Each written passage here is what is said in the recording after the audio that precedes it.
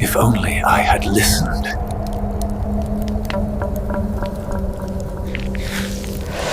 Father Abraham, just one drop of water. The worm never dies, the fire never fades.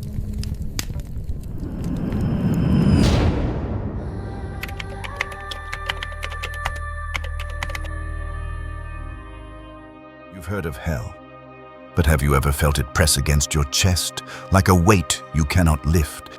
Some say it's fire, others darkness, but Jesus called it something far worse. A place where the worm never dies, a fire that is never quenched, where even one drop of water becomes a dream no one dares to dream. If you're watching this now, perhaps it's not by accident. Perhaps you are meant to hear what comes next. Welcome to Verse and Wisdom. If this reflection touches your soul, consider subscribing to walk this sacred journey with us. Your presence here is no small thing. Now, step quietly with me into a moment just after breath has left the body, when time stops and eternity begins. This is the story of a man who had everything until he opened his eyes and found himself in flame. It is appointed unto men once to die, and after this, the judgment. Hebrews 9:27 was never just poetry. It was a doorway, and tonight, it opened. He did not see angels. He did not see a tunnel of light, only absence. Not the absence of color, but the absence of meaning. He tried to breathe, but breath belonged to the living. He tried to cry out, but sound had no voice where he now was. It began with a falling, not through space, but through separation, as if the soul itself was being torn from its source and dropped like a stone through eternity. He reached for something, anything, but found only the silence of the damned. Then a flicker, a whisper, not from above, but beside. I remember the silence, said a voice. A man emerged from the haze, older, weathered, clad in what once resembled a prophet's robe, now ragged and scorched. His face held no hatred, only history. My name is Eliah, he said. I once stood behind pulpits, raised hands in worship, read the Psalms aloud. He paused. But I never surrendered. The soul turned toward him. He had no mouth. Yet he wanted to ask, "Where am I?" Eliah's eyes answered. "You're at the beginning," he said, "the moment Jesus spoke of, the moment after death, when the truth is no longer hidden." He raised a hand, and from the darkness a flame began to swell. It cast no warmth, only knowledge. There was a certain rich man, Eliah whispered, which was clothed in purple and fine linen, and fared sumptuously every day. Luke 16:19. It was not a parable. It was prophecy with names. And there was a beggar named Lazarus, which was laid at his gate full of sores, desiring to be fed with the crumbs. The flame grew, and it came to pass that the beggar died and was carried by the angels into Abraham's bosom. Eliah looked down, but the rich man also died and was buried. He stepped forward, and in hell he lifted up his eyes, being in torments. The word Jesus used was basanizo, to torment with unbearable pain, to test by fire, to be crushed in mind and flesh alike. This was no metaphor. It was a warning. I heard him, Eliah said softly. He cried, "Father Abraham, have mercy on me, and send Lazarus that he may dip the tip of his finger in water and cool my tongue, for I am tormented in this flame." The soul shuddered, not from fear, but from memory. He had heard this before, in sermons, in stories, but never like this. Eliah turned to him. Jesus told us plainly. He gave us names, places, words we could not excuse. He gestured to the void around them. And yet, we treated it as parable. He closed his eyes. There is a gulf fixed between us and them. The fire hissed, not loud, but constant, as if judgment had its own breath. You were told, Eliah said, again and again. You were invited to repent, to surrender, to believe. He opened his palm and ash fell like snow. But belief without obedience is just memory without love. The soul began to fade, not away, but inward. He could feel the weight of decisions unmade. He remembered the day he mocked the gospel, the hour he ignored the invitation, the moment he said, "Not today." Eliah's voice was now behind him. "This is that day," he said, "the day when not today becomes forever." The fire dimmed, but the darkness remained. And somewhere in the deep, another cry began to rise, not from the soul, but from the truth. The journey into the first 5 minutes was not finished. It had only just begun. They walked without walking, or perhaps the ground moved beneath them. It was hard to tell, for in this place direction was not a thing, only descent. The soul tried to measure time, but time had no rhythm here. No sun to mark the hours, no clock, only moments stretching into ache. Beside him, Eliah moved like a thought, unhurried, heavy with knowledge. And then they saw it. A glow at first, red pulsing, but not warm. It was the glow of judgment, not heat. "This is the fire," Eliah said, "but not like the ones men know." The soul peered closer. Flames rose from nothing. They danced, but did not consume. There was no smoke, no ashes. Yet the pain they emitted was real. Eliah extended a hand. "You remember the bush that burned before Moses," he waited. Exodus 3:2. A fire that did not consume, yet made holy ground of dust. "This fire," he said, "burns the soul, without touching the skin." The soul recoiled. He could feel it now, not on him, but in him. Regret kindled by memory. Shame set aflame by truth. "What is this pain?" he whispered. Eliah's eyes turned dark. "It is basanizo," he said, the word our Lord used. Luke 16:23. It means to be tested by torment, as metal in the forge. He looked up. But this fire is not wrath without aim. It is the presence of justice in the absence of grace. The soul felt his knees fail. He collapsed, but the ground received him like a mirror. Every thought echoed back. He remembered his pride, his excuses, his laughter at the preacher's warnings. He saw himself scrolling past sermons, silencing conviction with entertainment. He heard again the voice of his grandmother pleading with him to come to church. He remembered his reply, "I'll come next week." Eliah's voice cut through. "There is no next week here," he said. The soul tried to speak. His mouth was dry, his mind drier. He looked at the fire. It flickered toward him as if it knew him. And then from deep within a cry broke forth. "Water," he rasped. "Please, just one drop." Eliah stood still. That cry was first spoken, he said, by a man clothed in purple. Rich, fed, admired. He died and opened his eyes in torment. Luke 16:24, and he cried and said, "Father, Abraham, have mercy on me, and send Lazarus that he may dip the tip of his finger in water and cool my tongue, for I am tormented in this flame." The words hung in the air like a sentence already passed. But the answer, Eliah said, was no. The soul shuddered, not from heat, but from hopelessness. No water. Not one drop, not for the body, not for the soul. Eliah stepped forward. "On earth, even the wicked receive rain," he said. "But here, not even the righteous drop falls." The soul looked around. No clouds, no sky, no mercy. "Why?" he asked. Eliah turned slowly. "Because mercy belongs to time," he said, "and time has left you." They stood, two shadows in flame, one remembering, one revealing. And still the fire burned without fuel, without rest, without end. The soul covered his face, or tried to, but there was nothing to cover. No veil, no lie, only him and what he had chosen. Eliah whispered, "This is just the edge. There is more still." And as they moved on, the flames behind them continued to rise, not to consume, but to witness. The judgment was not shouting. It was scripture fulfilled. "But what if..." The fire was not the worst of it. What if, deeper still, there exists a kind of pain that even flames cannot burn away? They walked, but now the fire was gone. Not extinguished, simply left behind. What replaced it was not silence, but something deeper, something heavier. Darkness. Not the absence of light, but the presence of something else. It clung to the soul like breath that would not leave.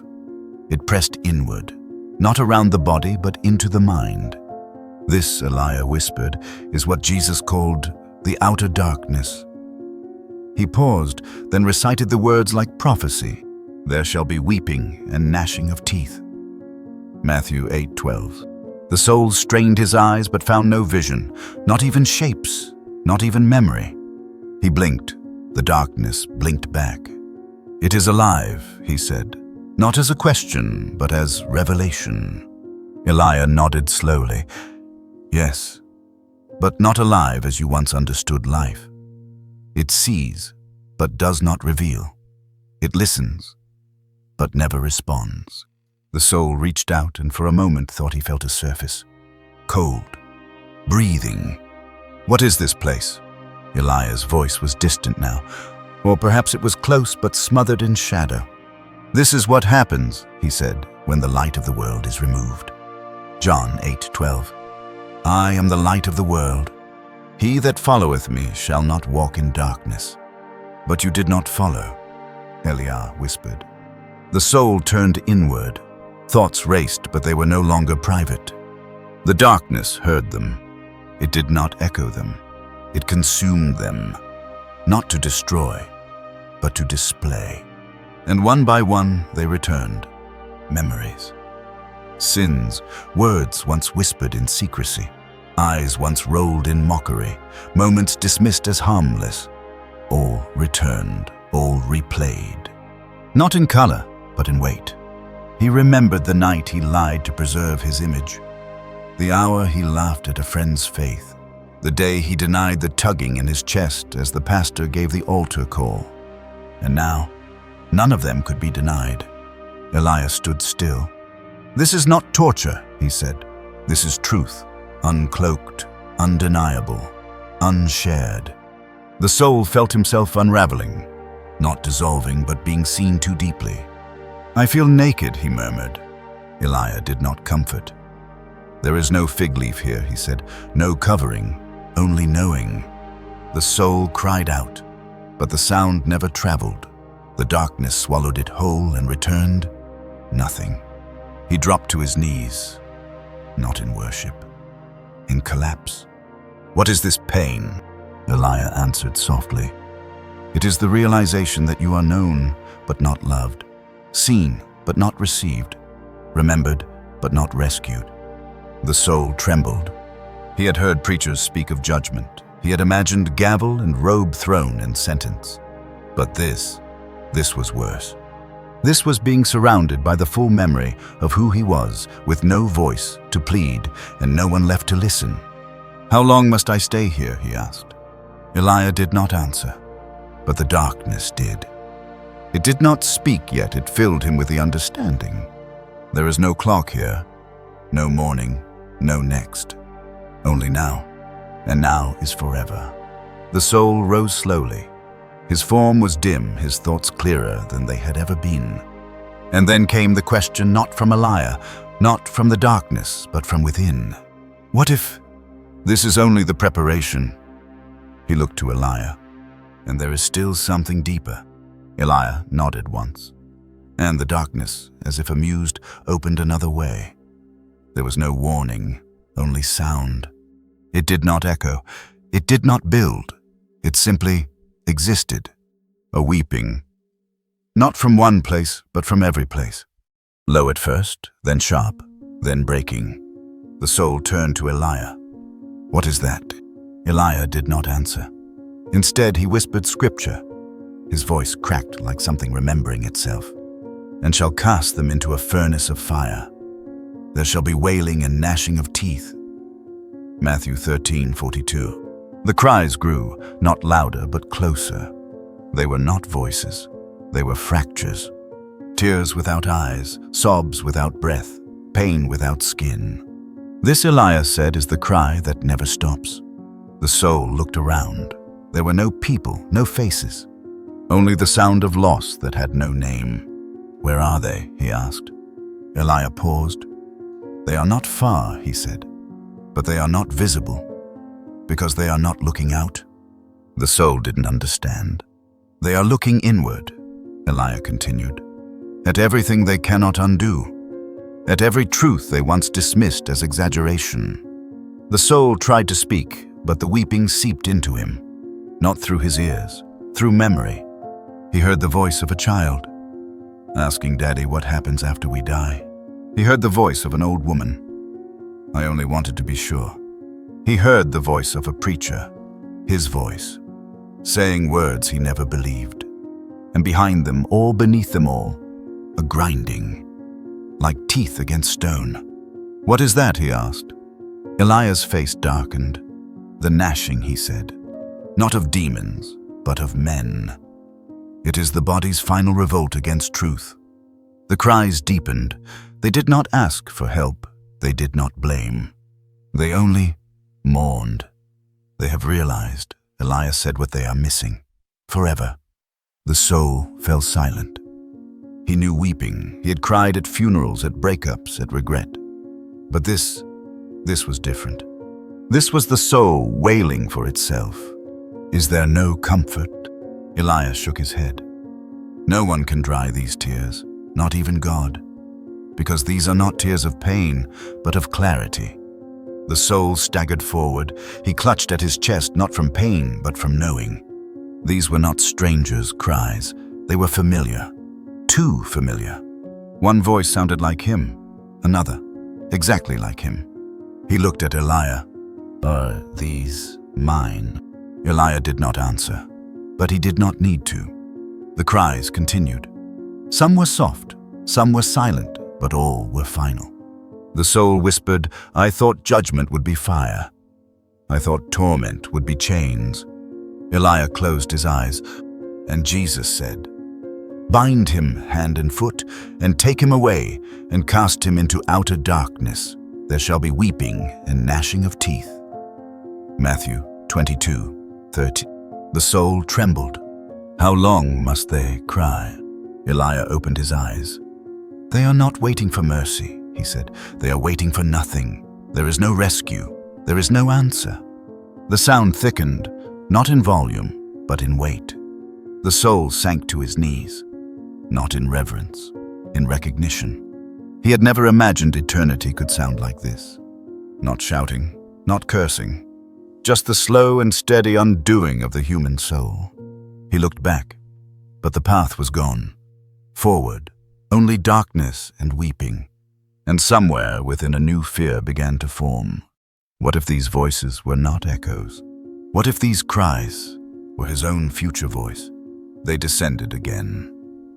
But this time, there was no flame, no cry, only a silence that pulsed. The soul felt the change, not around him, but within. What is this place? He asked. Eliah did not speak. Instead, he pointed to the ground. And the soul saw it. Not earth, not rock, but flesh, moving, twitching, corrupting. Bodies, or what remained of them, covered the ground like a second skin, and they were moving not by life, but by infestation. Worms. Countless, pale, blind, feeding. They burrowed not into skin, but into soul. Not with teeth, but with remembrance. What are they? The soul gasped. Eliah's voice was grave. They are what Jesus warned us of. He quoted his voice slow and trembling. Where their worm dieth not, and the fire is not quenched. Mark 9:48. The soul staggered backward. But what does it mean? He cried. Are these real? Eliah looked down. Isaiah saw them too, he said. They shall go forth and look upon the carcasses of the men that have transgressed against me, for their worm shall not die, neither shall their fire be quenched. Isaiah 66:24. These, he whispered, are not worms of earth. They are worms of memory, of desire. of everything you could not kill in life. The soul trembled. He saw one man, his eyes wide, his mouth open, but he made no sound. From within him, 1,000 small movements. The worms twisted through his chest, each carrying a face, a moment, a craving. Another soul reached up, clutching at invisible treasure, even as worms gnawed at his arms. That man, Eliah said, was consumed by greed. He fed it in life. Now it feeds on him. The soul fell to his knees. He saw one woman, her hands stained with ash, grasping at mirrors that cracked before her. "Eliah," he whispered, "what are mine?" Eliah was silent. Then no one here is eaten by what they hated, only by what they could not let go. The words struck harder than any fire. He remembered the envy he nursed in silence, the lust he excused as weakness, the pride he called strength. And as he remembered, he felt it, a stirring within, not physical, but unmistakable. Something was crawling inside. He tried to scream, but the sound dissolved.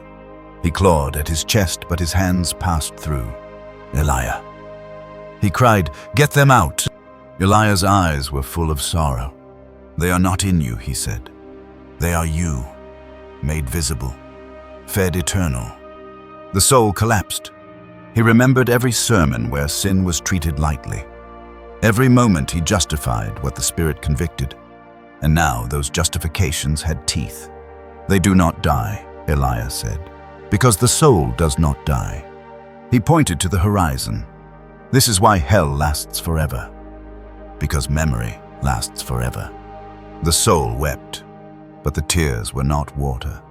They were echoes of choices never repented. He felt the hunger of the worms, not for flesh, but for affection, for idolatry, for the throne he refused to give up. And still he did not vanish. He remained, fully aware, fully devoured, fully alive. "What feeds on a soul," he whispered, "when it no longer resists?" Eliah said nothing, but the worms answered, not with sound, but with persistence. They would not leave. They would not die, because they were his. "Why?" the soul asked, his voice trembling. "Why would God make such a place?" Eliah stood still. He looked upward as if weighing the weight of heaven before answering. "This place," he said, "was not made for you." Then he quoted slowly, as if carving it in air. "Depart from me, ye cursed, into everlasting fire, prepared for the devil and his angels." Matthew 25:41. The words landed heavy, not with threat, but with tragedy. "It was never meant for man," Eliah whispered. "No more than a battlefield is meant for children." The soul tried to understand. "Then why am I here?" Eliah looked at him, not with anger, but with ache. "Because you walked," he said, "not in one moment, not in one choice, but in 1,000 tiny steps toward yourself and away from God." The soul felt the ground beneath him shift. Not physically, but in belonging. He did not fit here, not the way a soul should, not the way a creation fits its creator. He felt like skin poured into stone, like breath inside smoke. This place, Eliah said, is designed for spirits who hate light, who were born in glory but chose shadow. He paused. "You were not born in such hate, but you chose their road, and now you share their destination." The soul turned. He saw them, far off, not clearly but clearly enough. The fallen, twisted, brilliant, burning in forms that once bore splendor. They moved not like men, but like storms. "Who are they?" the soul asked. Eliah answered softly. "The ones this place was made for, the devil, his legions. They were cast here because heaven could no longer hold them." He pointed around, and this was their prison. The soul trembled. "I don't belong here," he whispered. Eliah looked at him long. "No," he said, "you don't." And then, "But you have become what cannot live anywhere else." The soul collapsed to his knees. He felt the air reject him, the walls ignore him, the ground offer no rest. It was not rage that met him here, but incompatibility. "I was made for something better," he cried. Eliah knelt beside him. Yes, you were made to walk with God in the cool of the day, to know love without guilt, to hear his voice and not tremble. Then his voice broke. But you wanted what was not his, and now you have it. The soul looked up. Then why doesn't God bring me back? Eliah's eyes filled with sorrow. Because you would not stay, he said. You would leave again. Not with words, but with life. He paused. He offered himself. And you offered excuses. Silence. Then Eliah stood. Hell is not cruelty. It is what remains when glory is rejected. It is the echo of Eden lost by those who no longer miss it. The soul felt the truth pressed down. He did not scream. There was nothing to scream against, only himself. He did not beg. There was no injustice to plead, only memory. He stood slowly, weak but aware. I don't fit here, he said again. Eliah nodded. That is why it burns. And somewhere deep within the soul felt it again. Not fire, not worm, but foreignness. Like skin in boiling oil, like lungs in smoke. He was not made for this place, and that was why it hurt. Not as punishment, but as proof. Proof that he had chosen the wrong world. Not by decision, but by direction. There was no sound, only a light. Far off, unmoving, unreachable. The soul saw it first as a flicker, then as a shimmer, then a place. Eliah, he whispered. What is that? Eliah did not answer at first. His eyes were on the light, but his face was heavy. Then softly, it is what the rich man saw. Afar off, Luke 16:23. He quoted the passage, his voice laced with sorrow. And in hell he lift up his eyes, being in torments, and seeth Abraham afar off, and Lazarus in his bosom. The soul stepped forward, drawn not by hope but by ache. As he neared, the image grew clearer. A city, but not of stone. It shimmered as if made of music and gold. Walls of light, trees with leaves that shimmered emerald. Waters still as glass, yet glowing from within. People moved, slowly, peacefully. They were not walking, they were resting, even as they moved. And from one center, a brightness too white to stare at, but too beautiful to turn from. The soul fell to his knees. What is this? He cried. Eliah stood beside him. It is home, he said. The soul's breath caught. You mean? Yes, Eliah said. This is the place you were meant for. The soul looked again. He saw a child laughing, a man raising his hands in silent joy, a woman kneeling not in sorrow but in worship. And somewhere in the crowd, he thought just for a moment he saw his mother. He reached toward the light, but the air turned thick, like glass, like eternity. His hand passed through, but felt nothing. It was not blocked. It was simply not allowed. Why show this? He asked, trembling. Why would hell reveal heaven? Eliah looked to the light. Because hell holds no illusions, he said. It does not hide. It reveals. It shows you what you rejected. The soul collapsed. This is torture, he wept. Eliah knelt. No, he said. This is truth. And truth does not torture, it only reveals. The soul looked again. A feast, not of food, but of presence. No mouths moved, but all were fed. No instruments played, but music filled the air. He felt a longing he did not know existed. Not hunger, not thirst, but belonging. He had never felt it on earth. He had tasted it perhaps in moments of silence and glimpses of grace. But here, it lived, and it was gone from him forever. Is this what I missed? He asked. Eliah said nothing. The soul stood. I was told heaven was boring, that eternity was floaty clouds and endless hymns. Eliah smiled faintly. That was the lie. Told by the one who lost it. The soul turned to him. Then why didn't someone show me this? Eliah met his eyes. They did, he said. In every kindness, In every sunset, in every sermon you mocked, in every invitation you delayed. The soul wept again. But the tears brought no relief. They are not punished, Eliah said, pointing to the light. They are rewarded. The soul reached once more. He touched nothing, only light. And even that could not be held. He dropped his hand. It's not the fire, he whispered. It's this. This is what burns. Eliah nodded. No one in hell is tormented by what God created, only by what they refuse to receive. The soul stared at the light until it blurred. Then he turned away, and as he walked, the light remained, not fading, not moving. Always seen, never touched. He reached, and his hand passed through the joy, like smoke. Did I ever hear? The truth, the soul asked. His voice shook, not with fear, but with realization. Eliah turned slowly. You did.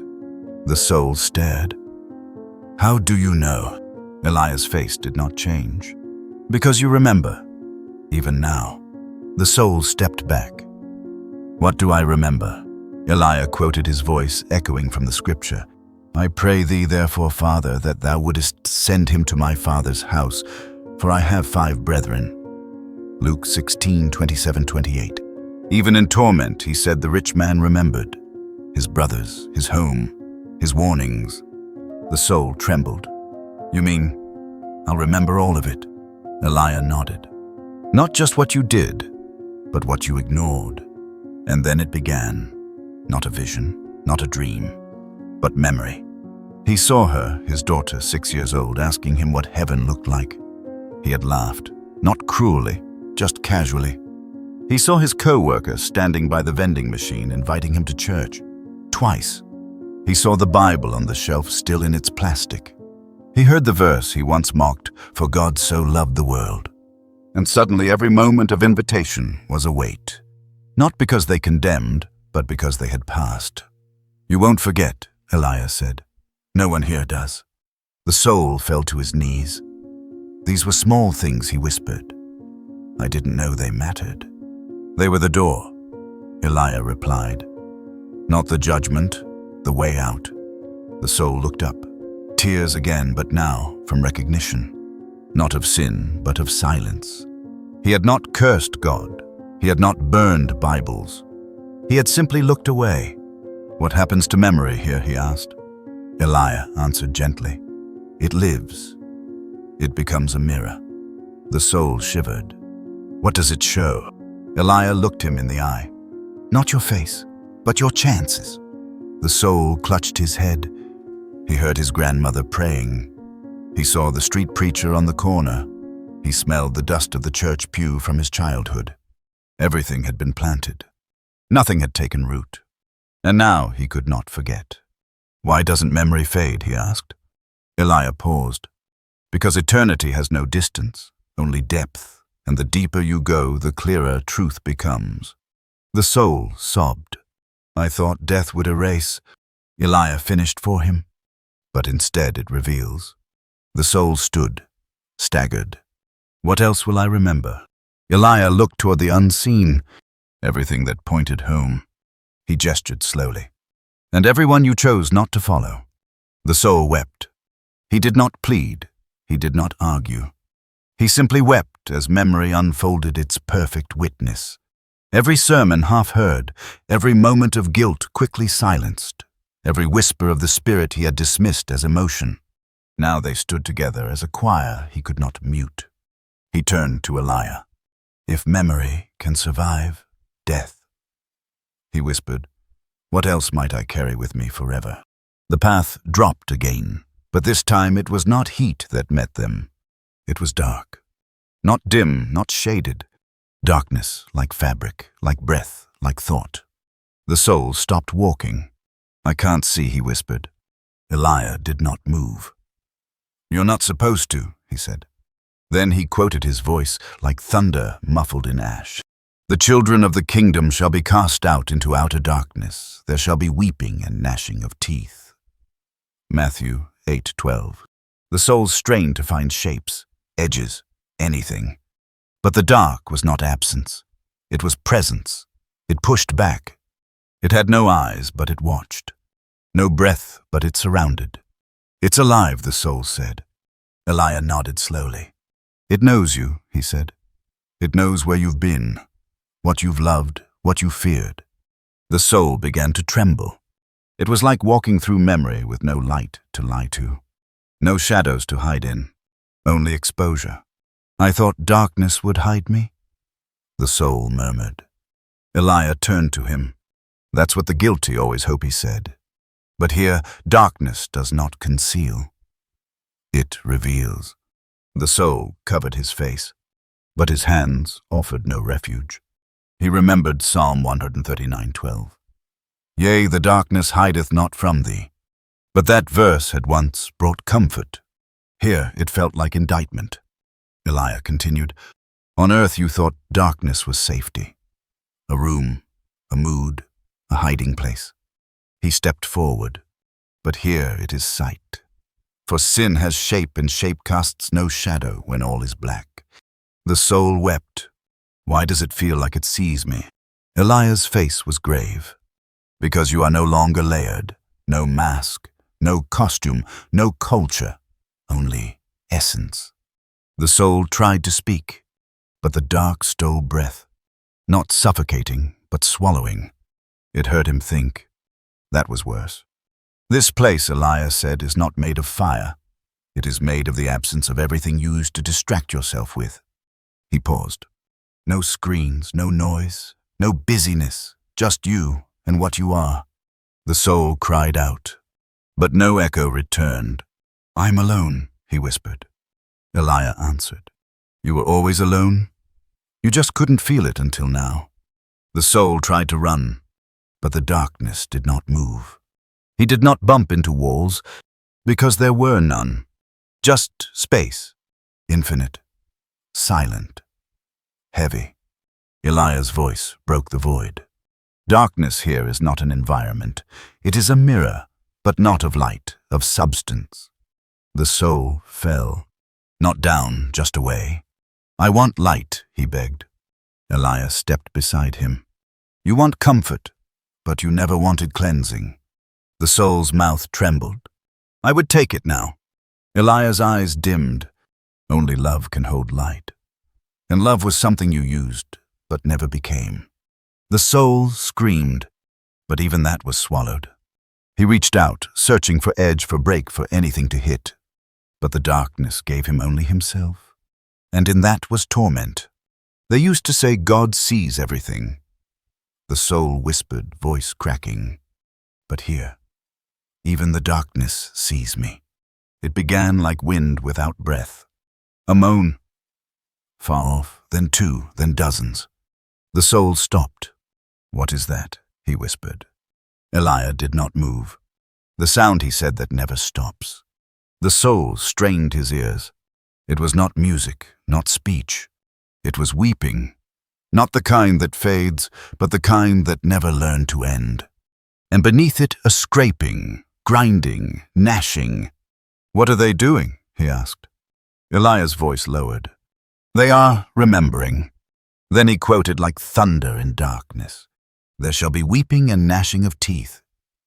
Matthew 8:12. The soul flinched. He heard one cry, long and guttural, like the soul itself was tearing. Another sharp short, as if reliving a moment that would not leave. "They sound different," he said. "They are," Eliah answered. "No two cries are alike. No two regrets wear the same skin." The soul trembled. "It hurts to hear." Eliah nodded. "They do not cry from pain alone, but from clarity." One wail rose high. A woman, screaming a name, not God's, someone else. A man's voice chanted a verse over and over, the same one he had once recited without care. "Though I speak with the tongues of men." The soul stepped back. He could not silence them, because they were not outside him. They were around him. Through him. He covered his ears, but the sound did not stop. "Why can I hear them inside?" he asked. Eliah looked at him gently. "Because in this place sound is not vibration, It is memory given voice. The soul began to sob. I don't want to hear it. You already do, Eliah said. You just never called it sound. Then he turned. And now, you've joined the choir. The soul gasped. I'm not, but he was. He heard it. His own breath was a sob. His own jaw gritted truth too late. He was gnashing his teeth, not out of rage, but because his soul had no other way to resist the knowledge. This isn't punishment, he said, weeping. This is what we all are now. Eliah nodded. Songs, he said. Every soul sings the sum of its choices. The soul fell. He heard himself. Clearly now. His cry was not for God. It was not for mercy. It was for time. For a moment to return, to change. But there was no time here. Only echo. And echo was forever. He cried louder. Not because he wanted to, but because he couldn't not cry. The sound was now his voice. And his voice was no longer alone. They rose together. Regrets, names, verses, whispers. Millions. Not blending, but layered. A choir with no conductor, no harmony, only ache. There is no silence in hell, Eliah said. Only a choir of choices. Singing forever. The path turned red. Not with paint, but with light. Flickering. Dancing. Burning. The soul recoiled.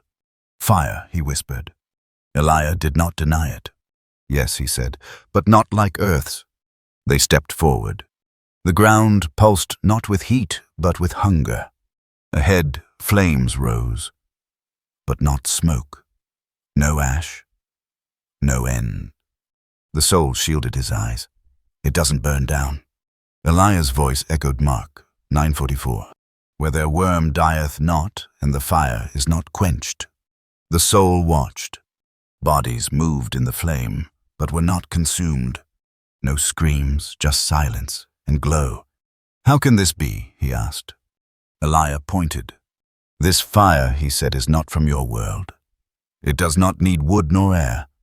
It feeds on essence, on what sin became when left to burn alone. The soul staggered. They're alive. No, Eliah whispered. They are aware. He quoted again, for everyone shall be salted with fire. Mark 9:49. Salted, he repeated. Preserved, not destroyed. The flames licked upward, but they left no soot, no change, because there was nothing left to burn, only identity. This fire, Eliah said, was once a bush that did not consume. Now, it is a mirror that does not lie. The soul gasped. The burning bush, he remembered. Moses. Eliah nodded. God revealed himself in fire. And now, fire reveals what remains when God is refused. The soul stepped closer. The heat touched his spirit. Not skin. It burned what was hidden. He felt envy flare, lust sizzle, pride crack open. Not because it was added, because it was always there. The fire did not punish. It exposed. He fell. Make it stop, he begged. Eliah's voice softened. It cannot. It doesn't know how. Why not? Because truth, he said, cannot be quenched. The soul looked into the flame. He saw a man who once led a church, now watching his own sermons melt into smoke. A woman who gave to the poor, now clutching a crown made of rust. Why are they here? He asked. Eliah's eyes dimmed. They believed in goodness, but not grace. The soul cried out. I believe too, but not in surrender, Eliah said. You love the idea of light, but never let it inside. The soul turned, his own hands now glowing, with fire from within. He tried to wipe it off. It stayed. Not flame. Reflection. This isn't punishment, he whispered. Eliah nodded. It's recognition. The soul wept. Will it ever stop? Eliah knelt beside him. This fire doesn't destroy your soul. It simply reveals what already is. The fire faded. Not gone. Just beneath. and something else began to move. Not light, not sound, but crawling. The soul turned, and the ground itself seemed to breathe. No, not breathe, squirm. "What is that?" he asked. Eliah's face turned solemn. "The worm," he said. Then he quoted without breath or break, "Where their worm dieth not, and the fire is not quenched." Mark 9:44. The soul backed away, but it was already too late. The worms were not in the ground. They were in the air, in the space between thought, in the folds of regret. They had no eyes, but they found. No mouths, but they fed. The soul screamed, "They're on me." Eliah shook his head. "No, they are in you." The soul fell, grasping his chest. "What are they feeding on?" Eliah spoke low. "On what you never surrendered, on the parts of you that refused to die." The soul gasped. "You mean sin?" Eliah paused. "No. Sin can be forgiven. These worms do not feed on sin. They feed on self." The soul cried out. He saw them now, tiny, endless, feasting not on flesh, but on memory, on pride, on fantasy, on bitterness unconfessed. "I thought death would strip me clean." Eliah's eyes darkened. "No, death only removes disguise." The soul shook. "They won't stop." "They can't," Eliah said. "There is no end to what was never surrendered." He watched. One worm dug through a thought, a moment of cruelty long forgotten. Another nested in a dream, a secret ambition he never confessed. "Why are they alive?" he asked. Eliah looked upward. "Because you are, and what you carried came with you." The soul collapsed. It wasn't pain. It was knowing that nothing was lost, not even what should have been. "They're inside me," he wept. Eliah knelt. "They are not punishment. They are evidence." The soul whispered, "I feel like I'm decomposing." "You are," Eliah said, "but without end."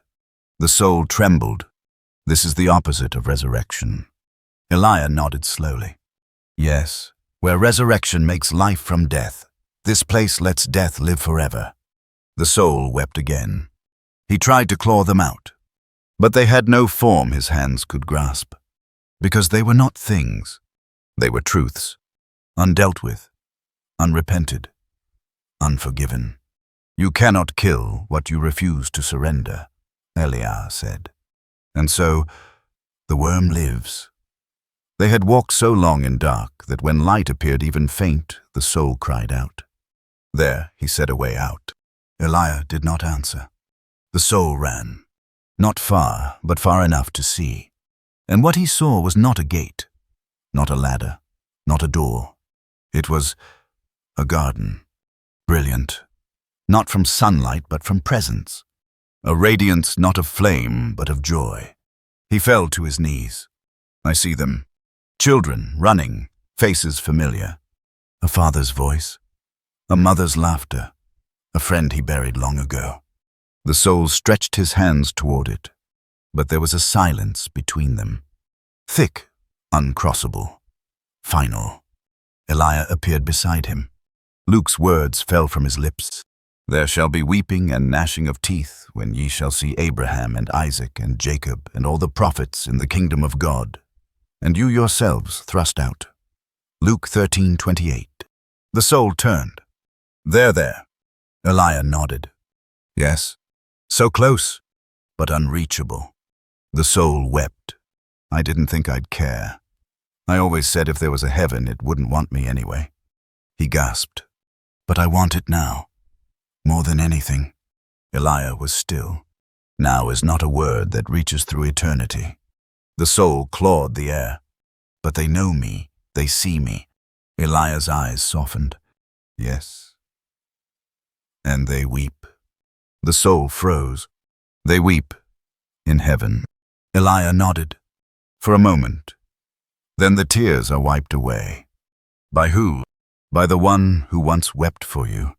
The soul collapsed. "I thought I was loved." "You were," Eliah said, "more than you know." "Then why am I here?" Eliah turned to the light.